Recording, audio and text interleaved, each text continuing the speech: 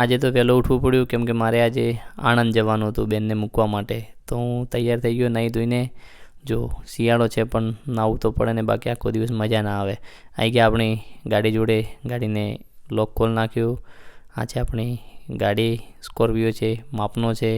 પછી આપણે થઈ ગયા થરાદવાળા હાઈવે. એકદમ હાઈવે જો એકદમ ખાલી સૂમસામ પડ્યું છે, બહુ ડર લાગે.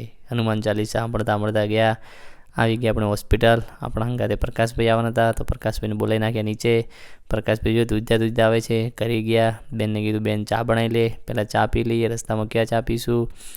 ચા પીડો આપણે નાસ્તો કરી નાખ્યું. કયું પાર્લે છે યાર?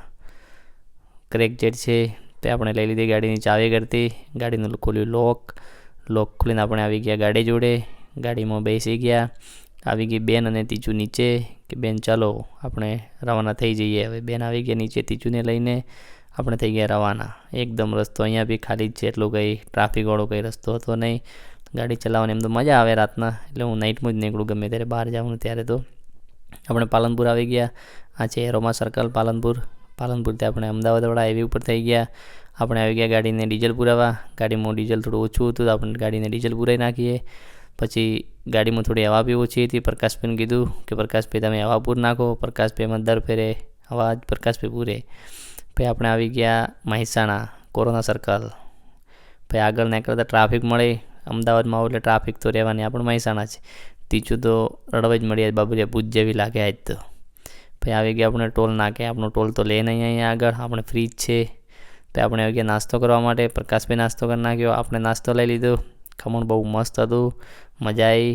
તીજું નાસ્તો કર્યો, થોડી મૂડમાં આવી ગઈ, પાછી હસવા મળી. હવે અહીંયા આવ્યા તો બહુ ટ્રાફિક અમદાવાદમાં ટ્રાફિક ન હોય એવું તો ક્યારેય બને જ નહીં.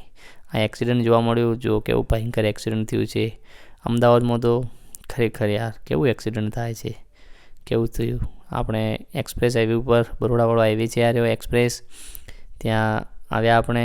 ત્યાં તો આપણે ટોલ આપવું જ પડશે કેમ કે આ એક્સપ્રેસ હાઈવે છે. અહીંયા આગળ તો ટોલ આપણું લઈ લીધું. આપણે ચડી ગયા એક્સપ્રેસ હાઈવે ઉપર. એક્સપ્રેસ હાઈવે ઉપર તો ગાડી ચલાવવાની મજા જ કંઈક અલગ જ આવે. આ જો રસ્તો કેવો મસ્ત મજાનો રસ્તો છે. અહીંયા આગળ કોઈ ટ્રાફિક નહીં, ઓનલી ફોર ચલાવવાની જ ગાડી. બહુ મજા આવે એક્સપ્રેસ હાઈવે ઉપર. તો બરોડાવાળા હાઈવે ઉપર આપણે આવી ગયા ઘરે. તીચુને કીધું બાય. હું થઈ ગયો પાછો રવાના. એટલે તીચુને કીધું બાય બાય. રસ્તામાં આવીને ઊંઘ આવતી આપણે ગયા ઊંઘી. પ્રકાશને કીધું ઊંઘવા દે થોડી વાર, પછી વાત આગળ જઈશું કેમ ઊંઘ લેવી પડે. પાછા રિટર્નમાં આપણને જોવા મળી ટ્રાફિક. બહુ ખતરનાક ટ્રાફિક હતી. એક ભાઈ તો બીમાર હતો, ઉપરથી ટ્રાફિક એટલે કંટાળી ગયો.